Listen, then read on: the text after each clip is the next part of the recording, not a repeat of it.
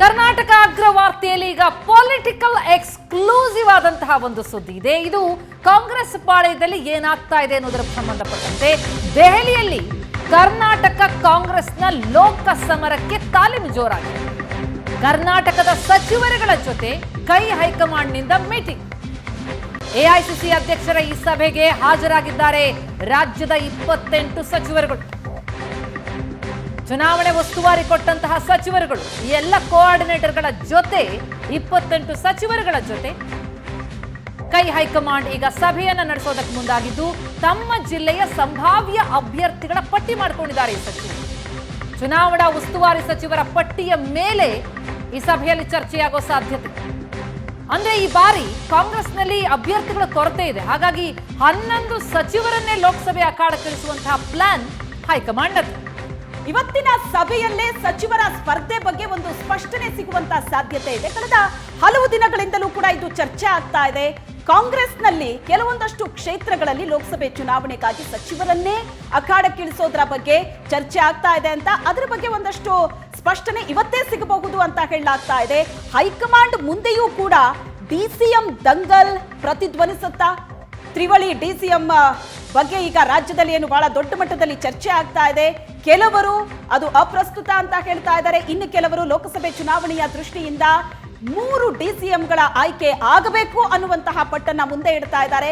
ಹೆಚ್ಚುವರಿ ಡಿಸಿಎಂ ನೇಮಕದ ಬಗ್ಗೆ ಖರ್ಗೆ ಮುಂದೆ ಪ್ರಸ್ತಾಪ ಮಾಡುವಂತಹ ಸಾಧ್ಯತೆ ಇದೆ. ಇನ್ನು ತ್ರಿವಳಿ ಡಿಸಿಎಂನ ಕುರಿತಾಗಿ ಸುರ್ಜೇವಾಲಾ ಮುಂದೆ ಕೂಡ ನಮ್ಮ ಅಹವಾಲ್ ಏನಿದೆ ಅದನ್ನ ಇಟ್ಟಿದ್ದೀವಿ ಅಂತ ಕೆಲವು ನಾಯಕರು ಹೇಳ್ತಾ ಇದ್ದಾರೆ. ಕೆಲವರು ಅಂತಹ ಒಂದು ಮನವಿ ಹೈಕಮಾಂಡ್ ಮುಂದೆ ಇನ್ನೂ ಕೂಡ ಬಂದಿಲ್ಲ ಅಂತಾರೆ. ಇಂತಹ ಬೇರೆ ಬೇರೆ ಹೇಳಿಕೆ ಕಾಂಗ್ರೆಸ್ ವಲಯದಲ್ಲೇ ಕೇಳಿ ಬರ್ತಾ ಇದೆ. ಆದ್ರೆ ಈಗಾಗಲೇ ರಾಜ್ಯದಲ್ಲಿ ಸದ್ದು ಮಾಡ್ತಾ ಇರುವಂತಹ ತ್ರಿವಳಿ ಡಿಸಿಎಂ ಏನಿದೆ ಇದು ಹೈಕಮಾಂಡ್ ತನಕ ಅಂತೂ ಖಂಡಿತ ಹೋಗಿದೆ. ಈ ವಿಚಾರವಾಗಿ ಏನಾಗತ್ತೆ ಅನ್ನೋದನ್ನ ಕಾದು ನೋಡ್ಬೇಕು. ಯಾಕಂದ್ರೆ ನಾವು ನಿನ್ನೆ ನೋಡಿದ್ವಿ ಸುರ್ಜೇವಾಲಾ ಅವರು ಬ್ರೇಕ್ ಹಾಕೋದಕ್ಕೆ ಪ್ರಯತ್ನ ಪಟ್ಟರು. ಅಂದ್ರೆ ಎಲ್ಲಿ ಇಂತಹದೊಂದು ವಿಚಾರವೇ ಪ್ರಸ್ತಾಪ ಆಗಿಲ್ಲ ಅನ್ನುವಂತ ಹೇಳಿಕೆಗಳನ್ನ ಕೊಟ್ಟರು. ಆದ್ರೆ ಸುರ್ಜೇವಾಲಾ ಹೇಳಿಕೆ ಕೊಟ್ಟ ಮೇಲೆ ಕೂಡ ಸಚಿವರು ರಾಜಣ್ಣ ಅವರು ಮತ್ತದೇ ವಿಚಾರವನ್ನ ಪ್ರಸ್ತಾಪ ಮಾಡಿದ್ರು. ನಾವು ಆ ವಿಷಯವನ್ನ ಹೇಳ್ತೀವಿ, ಹೈಕಮಾಂಡ್ ಮುಂದೆ ಹೇಳ್ತೀವಿ ಅಂತ. ಹಾಗಿದ್ರೆ ಇವತ್ತಿನ ಸಭೆಯಲ್ಲಿ ರಾಜಣ್ಣ ಅದನ್ನ ಪ್ರಸ್ತಾಪ ಮಾಡ್ತಾರಾ? ಪ್ರಸ್ತಾಪ ಆದದ್ದೇ ಆದಲ್ಲಿ ಈ ಹಿಂದೆ ಖರ್ಗೆ ಅವರು ಕೂಡ ಇಂಥದ್ದೇನಿಲ್ಲ ಬೆಳವಣಿಗೆ ಅಂತಿದ್ದಾರೆ. ಸುರ್ಜೇವಾಲಾ ಕೂಡ ಬ್ರೇಕ್ ಹಾಕೋ ಪ್ರಯತ್ನ ಮಾಡಿದ್ದಾರೆ. ಹಾಗಿದ್ದೂ ಕೂಡ ಪ್ರಯತ್ನಗಳು ಇದರ ಪರವಾಗಿರುವ ಸಚಿವರಿಂದ ಮುಂದುವರೆದಿರುವಂತಹ ಹಿನ್ನೆಲೆಯಲ್ಲಿ ಇವತ್ತು ಅದಕ್ಕೆ ಫೈನಲ್ ಟಚ್ ಆಗತ್ತಾ? ಒಂದೋ ಆಗತ್ತೆ, ಇಲ್ಲ ಆಗಲ್ಲ ಅನ್ನೋ ಕಾರಣಕ್ಕಾಗಿ ಇವತ್ತಿನ ನಿರ್ಧಾರ ಅಲ್ಲಿ ಸ್ಪಷ್ಟವಾಗಿ ಹೊರಬರಬೇಕಾಗತ್ತೆ. ಇದ್ರ ಬಗ್ಗೆ ಅಂತೂ ಒಂದು ಸ್ಪಷ್ಟತೆ ಆದಷ್ಟು ಬೇಗ ಸಿಗಬೇಕು. ಯಾಕಂದ್ರೆ ದ್ವಂದ್ವ ಹೇಳಿಕೆ ಇಲ್ಲಿ ಕೇಳಿ ಬರ್ತಾ ಇದೆ ರಾಜ್ಯ ಕಾಂಗ್ರೆಸ್ನಲ್ಲಿ. ಇದು ಲೋಕಸಭೆ ಚುನಾವಣೆಯ ಗಮನದಲ್ಲಿಟ್ಕೊಂಡು ನೋಡೋದಾದ್ರೆ ಒಳ್ಳೆ ಬೆಳವಣಿಗೆ ಅಲ್ಲ ಅನ್ನೋದು ಹೈಕಮಾಂಡ್ ಗಮನಕ್ಕೆ ಈಗಾಗಲೇ ಬಂದಿರುತ್ತೆ. ಹಾಗಾಗಿ ಇದರ ಬಗ್ಗೆ ಆದಷ್ಟು ಬೇಗ ಹೈಕಮಾಂಡ್ ಒಂದು ತೀರ್ಮಾನವನ್ನ ತೆಗೆದುಕೊಳ್ಳುತ್ತೆ ಅಂತ ಕೆಲವು ನಾಯಕರು ಹೇಳ್ತಾ ಇದ್ದಾರೆ. ಹೈಕಮಾಂಡ್ಗೆ ಈ ವಿಚಾರ ಈಗಾಗಲೇ ಮುಟ್ಟಿದೆ, ಹೈಕಮಾಂಡ್ ಸೈಲೆಂಟ್ ಆಗಿದೆ ಅಂತ ಅಂದ್ರೆ ತ್ರಿವಳಿ ಡಿಸಿಎಂ ಬಗ್ಗೆ ಹೈಕಮಾಂಡ್ಗೂ ಕೂಡ ಅಭ್ಯಂತರ ಇಲ್ವೇನೋ ಅನ್ನುವಂತಹ ಸ್ಟೇಟ್ಮೆಂಟ್ ಅನ್ನು ಕೂಡ ಕಾಂಗ್ರೆಸ್ನ ನಾಯಕರು ಹೇಳ್ತಾ ಇದ್ದಾರೆ. ಹಾಗಾಗಿ ಇದರ ಬಗ್ಗೆ ಒಂದು ಸ್ಪಷ್ಟತೆ ಇವತ್ತು ಸಿಗತ್ತಾ? ಸಚಿವರನ್ನ ಅಖಾಡಕ್ಕೆ ಇಳಿಸೋದ್ರ ಬಗ್ಗೆ ಕೂಡ ಇವತ್ತೊಂದು ಕ್ಲಾರಿಟಿ ಸಿಗತ್ತೆ ಅಂತಲೇ ಹೇಳಲಾಗ್ತಿದೆ. ಈ ಬಗ್ಗೆ ಇನ್ನಷ್ಟು ಡೀಟೇಲ್ಸ್ ಅನ್ನ ಪಡೆದುಕೊಳ್ಳೋಣ. ನಮ್ಮ ದೆಹಲಿ ಪ್ರತಿನಿಧಿ ಡೆಲ್ಲಿ ಮಂಜು ಈಗ ಸಂಪರ್ಕದಲ್ಲಿದ್ದಾರೆ. ಮಂಜು, ಕಾಂಗ್ರೆಸ್ ಇಡೀ ಕಾಂಗ್ರೆಸ್ನ ರಾಜ್ಯ ಕಾಂಗ್ರೆಸ್ನ ಪಡೆ ಈಗ ದೆಹಲಿಯಲ್ಲಿರುವಂಥದ್ದು. ಅಂದ್ರೆ 28 ಸಚಿವರುಗಳು ಅಲ್ಲಿ ಬಂದಿದ್ದಾರೆ. ಭಾರಿ ಹೈ ವೋಲ್ಟೇಜ್ ಮೀಟಿಂಗ್ ಇದು. ಈ ಮೀಟಿಂಗ್ ನಲ್ಲಿ ಏನೇನು ವಿಷಯಗಳು ಪ್ರಸ್ತಾಪ ಆಗಬಹುದು ಅನ್ನುವಂತಹ ಕುತೂಹಲ ಒಂದು ಕಡೆ ಆದ್ರೆ ಏನೆಲ್ಲ ಗೊಂದಲಗಳಿದೆಯೋ ಅದೆಲ್ಲವೂ ಕೂಡ ಬಗೆಹರಿಯುತ್ತಾ? ಸಚಿವರುಗಳೇನು ಅಖಾಡಕ್ಕಿಳಿತಾರೆ, ಅವರನ್ನ ಇಳಿಸಲಾಗುತ್ತೆ ಎನ್ನುವಂತಹ ಹೈಕಮಾಂಡ್ನ ನಿಲುವೇನಿದೆ ಅದಕ್ಕೂ ಕೂಡ ಹಾಗಿದ್ರೆ ಇವತ್ತು ಉತ್ತರ ಸಿಗುವಂತ ಸಾಧ್ಯತೆ ಇದೆಯಾ? ಎಷ್ಟು ಮಹತ್ವ ಪಡೆದುಕೊಳ್ತಾ ಇದೆ ಇವತ್ತಿನ ಈ ಸಭೆ? ಪ್ರತಿಮಾ, ಸಚಿವರುಗಳು ಅಭ್ಯರ್ಥಿಗಳಾಗಬೇಕು ಅನ್ನುವಂಥ ವಿಚಾರ ಬಹುತೇಕ ಇವತ್ತು ಮೇಲ್ನೋಟಕ್ಕೆ ಚರ್ಚೆ ಆಗ್ಬೋದು. ಅದು ಪೂರ್ತಿಯಾಗಿ ಇನ್ ಡೀಟೇಲ್ ಚರ್ಚೆ ಆಗಲ್ಲ ಅನ್ನುವಂಥದ್ದು ತಿಳಿದು ಬರ್ತಾ ಇರುವಂಥ ಮಾಹಿತಿ. ಆದರೆ ಅದನ್ನು ಹೊರತಾಗಿ ಎಲ್ಲರಿಗೂ ಕೂಡ ಟಾಸ್ಕ್ ಕೊಡ್ತಾರೆ ಅನ್ನುವಂಥದ್ದು ಬಹಳ ಮುಖ್ಯ. 28 ಶಾಸಕರಿಗೆ ಟಾಸ್ಕ್ ಇದೆ. ಎಲ್ಲವನ್ನೂ ಕೂಡ ಅಂದರೆ ತನು ಮನ ಧನ ಎಲ್ಲವನ್ನೂ ಕೂಡ ನೀವು ಅಲ್ಲಿ ನಿಮ್ಮ ವ್ಯಯಿಸಿ ಆ ಕ್ಷೇತ್ರವನ್ನು ನೀವು ಗೆದ್ದು ಕಾಂಗ್ರೆಸ್ಗೆ ಕೊಡಬೇಕು ಅನ್ನುವಂಥದ್ದು ಬಹಳ ಮುಖ್ಯವಾಗಿರುವಂಥದ್ದು. 20+ ಅಂದರೆ 20+ ಟಾರ್ಗೆಟ್ ನಮ್ಮದು ಅಂತ ಕಾಂಗ್ರೆಸ್ ಈಗ ಆಲ್ರೆಡಿ ಹೇಳ್ಕೊಂಡು ಬಂದಿದೆ. ಇದರ ಕುರಿತಾಗಿ ಬಹುತೇಕ ಚರ್ಚೆ ಆಗುತ್ತೆ ಅನ್ನುವಂಥದ್ದು ಎಲ್ಲ ಸಚಿವರುಗಳು ಒಳಗಡೆ ಹೋಗೋ ಮುಂಚೆ ಅಭಿಪ್ರಾಯಗಳನ್ನು ವ್ಯಕ್ತಪಡಿಸಿರೋದು. ಅದರ ಜೊತೆಗೆ ಅಲ್ಲಿನ ರಾಜಕೀಯ ಲೆಕ್ಕಾಚಾರ ವಿಚಾರಗಳು ಕೂಡ ಒಂದಷ್ಟು ಮಾಹಿತಿಗಳನ್ನು ಕೊಡುವಂತ ಕೆಲಸ ಆಗುತ್ತೆ. ಯಾಕಂದ್ರೆ ಹಿರಿಯ ಸಚಿವರು ಮಾತನಾಡ್ತಾ ಒಂದು ಮಾತನ್ನು ಹೇಳ್ತಾ ಇದ್ರು, ಈಗ ಆಲ್ರೆಡಿ ತಡ ಆಗೋಗಿದೆ ಅನ್ನುವಂಥ. ಯಾಕಂದ್ರೆ ಬಿಜೆಪಿಗೆ ಏನು ಸ್ಟ್ರಾಟಜಿ ಮಾಡ್ತಾ ಇದೆ ಆ ಸ್ಟ್ರಾಟಜಿಗೆ ನಾವು ಕಾಂಗ್ರೆಸ್ನವ್ರು ಸ್ಟ್ರಾಟಜಿ ಮಾಡಬೇಕು ಅಂತ ಅಂದ್ರೆ ಅಭ್ಯರ್ಥಿಗಳನ್ನ ಬಹಳ ಬೇಗ ಘೋಷಣೆ ಮಾಡಬೇಕಾಗುತ್ತೆ. ಅಖಾಡದಲ್ಲಿ ಅಭ್ಯರ್ಥಿಗಳಿರಬೇಕು. ಯಾಕಂದ್ರೆ 7ರಿಂದ 8 ಕಾನ್ಸ್ಟಿಟ್ಯೂನ್ಸಿಗಳು ಒಂದೊಂದು ಕ್ಷೇತ್ರದಲ್ಲಿ ಇರ್ತವೆ, ಎಲ್ಲ ಕಡೆ ಸುತ್ತಬೇಕಾಗುತ್ತೆ. ಅವ್ರು ಯಾರು ಅನ್ನೋವಂಥದ್ದನ್ನ ಅಲ್ಲಿನ ಮತದಾರರಿಗೆ ತಿಳಿಸ್ಬೇಕಾಗುತ್ತೆ, ಸರ್ಕಾರದ ಕಾರ್ಯಕ್ರಮಗಳನ್ನು ತಿಳಿಸ್ಬೇಕಾಗುತ್ತೆ. ಹಾಗಾಗಿ ಇದರ ಒಂದು ಅಂದ್ರೆ ಬೇಗ ಮಾಡಬೇಕು ಅನ್ನುವಂಥ ಆಗ್ರಹ ಇವತ್ತು ಇರುತ್ತೆ ಅನ್ನುವಂಥದ್ದು. ಅದರ ಜೊತೆಗೆ ಆಯ್ಕೆಯ ಮಾನದಂಡಗಳು ಕೂಡ ಅಂದ್ರೆ ಈಗ ಆಲ್ರೆಡಿ ಸಾಕಷ್ಟು ಜನ ಅರ್ಜಿಗಳು ಹಾಕೊಂಡಿದ್ದಾರೆ, ಕೆಲವರು ನಿರೀಕ್ಷೆಯಲ್ಲೂ ಕೂಡ ಇದ್ದಾರೆ. ಶಾಸಕರು MLC ಯಾರು ಇದ್ದಾರೆ ಅವರು ಕೂಡ ನಾವು ಏನು ಕಂಟೆಸ್ಟ್ ಮಾಡ್ತೀವಿ ಅನ್ನುವಂಥ ಮೂಡಲ್ಲಿ ಇದ್ದಾರೆ ಅನ್ನುವಂಥ ಕಾರಣಕ್ಕೋಸ್ಕರ ಆ ವಿಚಾರಗಳು ಕೂಡ ಪ್ರಸ್ತಾಪ ಆಗುತ್ತೆ ಇವತ್ತಿನ ಮೀಟಿಂಗ್ ಅಲ್ಲಿ ಅನ್ನುವಂಥದ್ದು.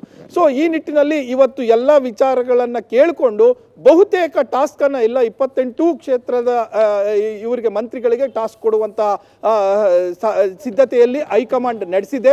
ಅದನ್ನ ಮಲ್ಲಿಕಾರ್ಜುನ್ ಖರ್ಗೆ ಅವರು ನೀಟಾಗಿ ಎಕ್ಸ್ಪ್ಲೈನ್ ಕೂಡ ಮಾಡ್ತಾರೆ. ನಿಮ್ಗೆ ಏನಿದೆ ನಿಮ್ಮ ಹೊಣೆ, ನೀವು ಹೇಗೆ ಡೆಲಿವರಿ ಮಾಡಬೇಕು ಅದನ್ನ ಅನ್ನುವಂಥದ್ದನ್ನ ಎಕ್ಸ್ಪ್ಲೈನ್ ಮಾಡ್ತಾರೆ ಅನ್ನುವಂಥ ಮಾಹಿತಿಗಳು ಲಭ್ಯ ಆಗ್ತಾ ಇದೆ. ಈಗ ಸಚಿವರಿಗೆ ಅಭ್ಯರ್ಥಿಗಳ ಆಯ್ಕೆ ಅನ್ನೋದೇ ಬಹಳ ದೊಡ್ಡ ಟಾಸ್ಕ್ ಆಗಿದೆ. ಯಾಕಂದ್ರೆ ಈಗ 28 ಸಚಿವರಿಗೆ ಅವರವರಿಗೆ ವಹಿಸಿರುವಂತಹ ಕ್ಷೇತ್ರಗಳಲ್ಲಿ 3 ಅಭ್ಯರ್ಥಿಗಳ ಪಟ್ಟಿಯನ್ನ ರೆಡಿ ಮಾಡಬೇಕು ಅಂತ ಏನ್ ಹೇಳಿದ್ರು. ಈ ಹಿಂದೆ 11 ಸಚಿವರು ಮಾತ್ರ ಕಳಿಸ್ಕೊಟ್ಟಿದ್ದಾರೆ ಅನ್ನುವಂತಹ ಮಾಹಿತಿ ಇತ್ತು. ಈಗ 28 ಸಚಿವರ ಕೈಯಲ್ಲಿ ಅವರು ವಹಿಸಿರುವಂತಹ ಕ್ಷೇತ್ರಗಳ 3 ಅಭ್ಯರ್ಥಿಗಳ ಪಟ್ಟಿ ಹಾಗಾದ್ರೆ ರೆಡಿ ಆಗಿದೆಯಾ?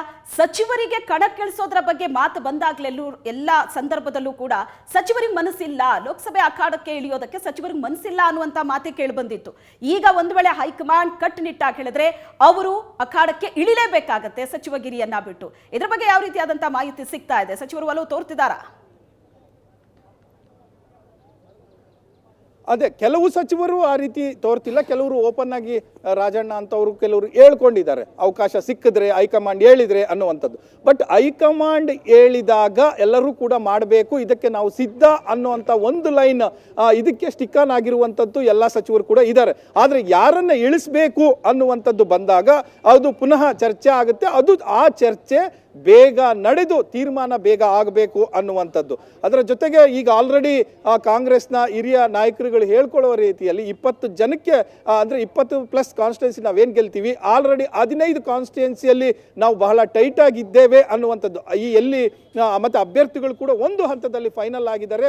ಅದನ್ನೆಲ್ಲವನ್ನು ಕೂಡ ಇವತ್ತಿನ ಮೀಟಿಂಗಲ್ಲಿ ನಾವು ಅವರ ಸಭೆಯ ಮುಂದೆ ಇಡ್ತೇವೆ ಅನ್ನುವಂಥ ಮಾತುಗಳನ್ನು ಕೂಡ ಹೇಳ್ತಾ ಇದ್ದಾರೆ. ಆದರೆ ಸಚಿವರಿಗೆ ಅಂತಿಮವಾಗಿ ಇವತ್ತು 2 ಸೂಚನೆ ಅಂತೂ ಇದ್ದೇ ಇರುತ್ತೆ. ಒಂದು, ನಿಮಗೆ ವಹಿಸಿರುವಂಥ ಹೊಣೆ, ಮತ್ತೆ ನಿಮ್ಮನ್ನು ಕರೆದಾಗ ನೀವು ಬರಬೇಕು, ಅಂದ್ರೆ ಅಲ್ಲಿ ಬಿಟ್ಟು ಬಂದು ನೀವು ಪಕ್ಷಕ್ಕೋಸ್ಕರ MP ಆಗಿ ನಿಲ್ಲಬೇಕು ಅಂತ ಅಂದ್ರೆ ಅದಕ್ಕೂ ಕೂಡ ಸಿದ್ಧರಾಗಿರಿ ಅನ್ನುವಂತಹ ಈ 2 ಸೂಚನೆಗಳು ಇವತ್ತು ಖಡಕ್ ಆಗಿ ಹೈಕಮಾಂಡ್ ನಾಯಕರು ಕೊಡುವಂತ ಸಿದ್ಧತೆಯನ್ನ ಇಲ್ಲಿ ಮಾಡಿಕೊಂಡಿರುವಂತ ಮಾಹಿತಿ ಇರುವಂತದ್ದು.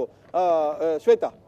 ಎಸ್ ಮಂಜು, ಈಗ ಮತ್ತೊಂದು ವಿಷಯ ನಾವು ಹಲವು ದಿನಗಳಿಂದ ನೋಡ್ತಾ ಇದ್ವಿ, 3 DCM ವಿಚಾರ. ಅದಕ್ಕೆ ಬ್ರೇಕ್ ಹಾಕೋದಕ್ಕೆ ಹೈಕಮಾಂಡ್ ಬಹಳಷ್ಟು ಅಲ್ಲಿ ಪ್ರಯತ್ನಗಳನ್ನು ಪಡ್ತಾ ಇದ್ರು ಕೂಡ ಮತ್ತೆ ಅದೇ ವಿಷಯ, ಅದೇ ಪ್ರಶ್ನೆ, ಅದೇ ಒಂದು ಆಗ್ರಹ, ಒತ್ತಾಯಗಳು ಕೇಳಿ ಬರ್ತಲೇ ಇದೆ. ಹಾಗಾಗಿ ಇವತ್ತಿನ ಸಭೆಯಲ್ಲಿ ಅದು ಪ್ರಮುಖವಾಗಿ ಪ್ರಸ್ತಾಪ ಆಗುವಂತ ಚಾನ್ಸಸ್ ಇದೆಯಾ? ಪ್ರಸ್ತಾಪ ಆದಲ್ಲಿ ಅದಕ್ಕೆ ಬ್ರೇಕ್ ಹಾಕ್ತಾರಾ, ಒಪ್ಪಿಗೆ ಸೂಚಿಸ್ತಾರಾ? ಆ ನಿರ್ಣಯ ಏನಿದೆ, ಆ ನಿರ್ಣಯ ಇವತ್ತಿನ ಸಭೆಯಲ್ಲಿ ಆಗುವಂತ ಚಾನ್ಸಸ್ ಎಷ್ಟಿದೆ ಅಂತ?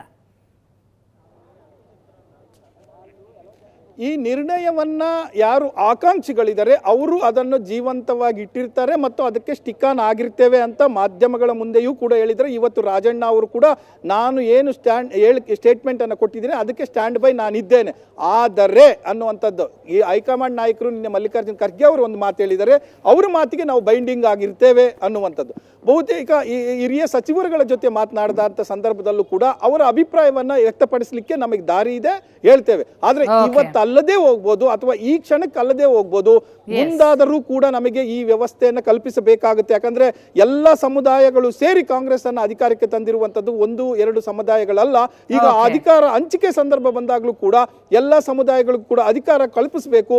ಆ ಮೂಲಕ ಆ ಸಮುದಾಯದ ಜನರನ್ನ ಪಕ್ಷ ರೀಚ್ ಆಗಬೇಕು ಅನ್ನುವಂಥದ್ದನ್ನ ಬಹಳ ಸ್ಪಷ್ಟವಾಗಿ ನಾವು ನಿನ್ನೆಯೂ ಕೂಡ ಹೇಳಿದ್ದೇವೆ, ಮುಂದೆಯೂ ಕೂಡ ಹೇಳ್ತೇವೆ. ಆದ್ರೆ ಈ ಸದ್ಯಕ್ಕೆ ಅದಕ್ಕೆ ಬ್ರೇಕ್ ಬೀಳುವಂತ ಸಾಧ್ಯತೆ ಇದೆ. ಈ ವಿಚಾರ ಪ್ರಸ್ತಾಪ ಮಾಡಬೇಡಿ ವೇದಿಕೆಯಲ್ಲಿ ಈ ಮೀಟಿಂಗ್ ಅಲ್ಲಿ ಅನ್ನುವಂಥದ್ದು ಕೂಡ ಆ ಮಾಹಿತಿ ಈ ಸಚಿವರಿಗೆ ರವಾನೆ ಆಗಿದೆ.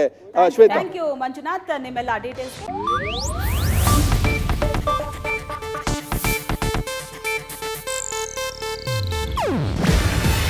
ಇದು ಏಷ್ಯಾನೆಟ್ ನ್ಯೂಸ್ ನೆಟ್ವರ್ಕ್ ಪ್ರಸ್ತುತಿ. ನೀವು ನೋಡ್ತಿದ್ದೀರಾ ಏಷ್ಯಾನೆಟ್ ಸುವರ್ಣ ನ್ಯೂಸ್.